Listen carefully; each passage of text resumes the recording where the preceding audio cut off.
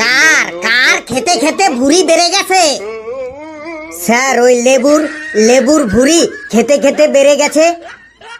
আয় লেবু, আমার কাছে আয়, তোর ভুঁড়িটা আমি কমিয়ে দিচ্ছি।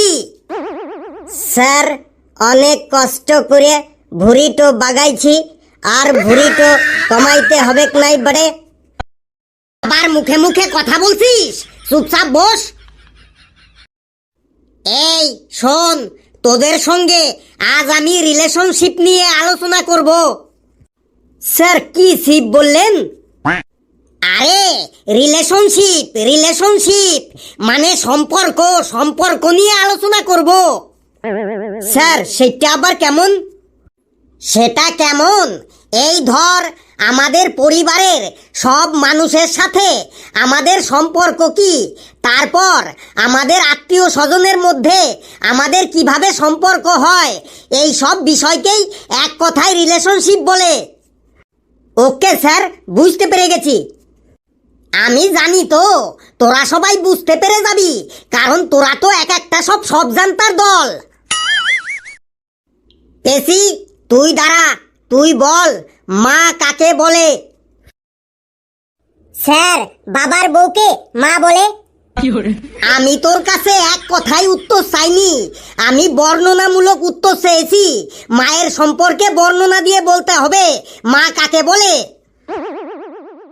স্যার আমি বলছি, যিনি আমাদের রান্না বান্না করে খাওয়ায়, যিনি আমাদের স্নান করিয়ে দেয়, তেনাকেই মা বলে। কাজের লোকও তো অনেককে রান্না বান্না করে খাওয়ায়, স্নান করিয়ে দেয়, তার মানে তিনিও মা হয়ে গেল। স্যার আমি বলছি, বাড়িতে যিনি আমাদের সন্ধ্যাবেলা পড়াতে বসান, আর পড়া না হলে মাথার চুলের মুঠি ধরে আমাদের পিঠে ঠাস ঠাস করে থাপ্পড় মারেন, তাকেই মা বলে। সে তো বাড়িতে টিউশন টিচাররাও তোদের পড়াতে বসান, টিউশন টিচাররাও তো পড়া না হলে তোদের চুলের মুঠি ধরে পিঠে ঠাস ঠাস করে চড় থাপ্পড় মারে, তার মানে টিউশন টিচাররাও কি তোদের মা হয়ে গেল? স্যার আমি বলছি, মা কাকে বলে? যিনি পরীক্ষার রেজাল্টের দিন বাড়ির সামনে জুতো ঝাঁটা লাঠি নিয়ে আমাদের অপেক্ষায় দাঁড়িয়ে থাকে, আর আমরা যখনই রেজাল্ট নিয়ে বাড়িতে ঢুকি ঠিক তখনই আমাদের হাত থেকে রেজাল্টটা পট্টাম করে কেড়ে নিয়েই এক ঝলক দেখেই আমাদের ওপর জুতো ঝাঁটা লাঠি নিয়ে তেড়ে আসে, তাকেই মা বলে। দেখ ফেলু, তুই প্রতিবার ফেল করিস বলে তোর মা তোকে জুতো ঝাঁটা লাঠি নিয়ে তেড়ে আসে, তাই বলে কি সবার মা সবার উপর জুতো ঝাঁটা লাঠি নিয়ে তেড়ে আসে?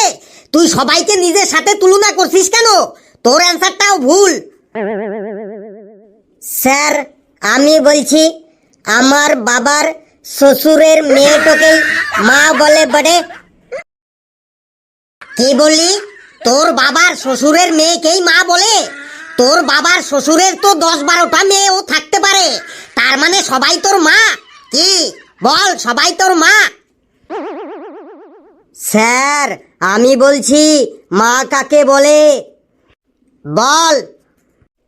পৃথিবীর সব থেকে একজন পবিত্র, স্নেহময়ী ও নিঃস্বার্থবান নারী, যিনি সন্তানের জন্ম দিয়ে তাকে লালন পালন এবং সুচরিত্র গঠনে আজীবন নিবেদিত থাকেন, যিনি সন্তানের প্রথম শিক্ষক ও জীবনের সব থেকে নিরাপদ স্থান, কোনো প্রতিদান বা স্বার্থ ছাড়াই যিনি তার সন্তানকে ভালোবেসে যান, সন্তানের হাজার ভুলের পরও যিনি ক্ষমার হাত বাড়িয়ে দেন এবং অন্তহীন ধৈর্য ধারণ করেন, এবং সুখ দুঃখে ছায়ার মতো পাশে থেকে যিনি সন্তানকে সঠিক পথ দেখান, সেই অনুপ্রেরণাদায়ক স্নেহময়ী নারীকেই মা বলে।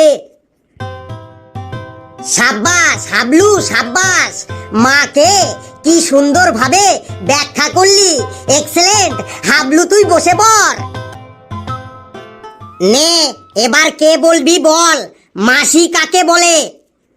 স্যার মেশোর বউকেই মাসি বলে। হ্যাঁ এইভাবে না, একটু ভালো করে সুন্দর করে বল, মাসি কাকে বলে? স্যার আমি ভালো করে বলছি, বাবার শালিগুলাকেই মাসি বলে বটে। এক থাপ্পড় মেরে না তোর ওই কটা মার্কা চুলগুলো আমি ছিঁড়ে ফেলবো। আমি বললাম ভালো করে সুন্দর করে বল মাসি কাকে বলে, আর ও এক কথাই বলছে বাবার শালিগুলাকেই মাসি বলে। স্যার, মামার বোনকে মাসি বলে। মামার বোনকে মাসি বলে? যদি তোর কোনো মামাই না থাকে তখন তখন কি হবে? স্যার, আমি বলছি মামা বাড়ির এলাকায় যত মেয়ে আছে তাদের সবাইকেই মাসি বলে। বলিস কি মামা বাড়ির এলাকায় যত মেয়ে আছে সবাই তোর মাসি? মামা বাড়ির এলাকায় তো 2-4 বছরের মেয়েও থাকে, আবার 80-90 বছরেরও মেয়ে থাকে, তারা কি সবাই তোর মাসি? স্যার, আমি বলছি মাম্মা বাড়িতে গিয়ে পড়াশোনা না করলে মা আমাকে জুতো ঝাঁটা লাঠি নিয়ে মারতে আসে, তখন মায়ের হাত থেকে যে আমাকে বাঁচায় তাকেই মাসি বলে। আবার সেই তোর জুতো ঝাঁটা লাঠি, তোর কি জুতো ঝাঁটা লাঠি ছাড়া আর কিছু খাওয়ার নেই? স্যার, ছোট্টবেলা থেকেই ওইগুলোই খেয়ে আসছি তো, তাই বারবার ওইগুলোর কথাই মনে পড়ে। পড়াশোনা করবি না, প্রতি বছর একই ক্লাসে ফেল করে থাকবি, তাহলে তোকে জুতো ঝাঁটা লাঠি দেবে না কি তোকে দই মিষ্টি সন্দেশ দেবে? হাবলু, তুই বলতো মাসি কাকে বলে? মাসি হলো মায়ের বোন বা মায়ের বান্ধবী, স্থানীয় নারী, যিনি আমাদের মায়ের মতোই ভালোবাসা ও স্নেহের পরশ দিয়ে আমাদের ভবিষ্যতে সুনাগরিক হতে সাহায্য করে ও উৎসাহ প্রদান করে। বাহ বাহ বাহ, এক্সেলেন্ট এক্সেলেন্ট। আবারও বলছি, এই তুই একাই এই ক্লাসটার মান সম্মানটাকে একটু বাঁচিয়ে রেখেছিস।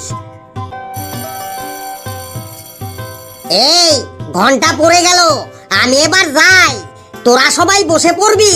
আর ফেলু, তুই একদম স্কুল ছুটি না হওয়া পর্যন্ত তুই বেঞ্চের উপর দাঁড়িয়ে থাকবি।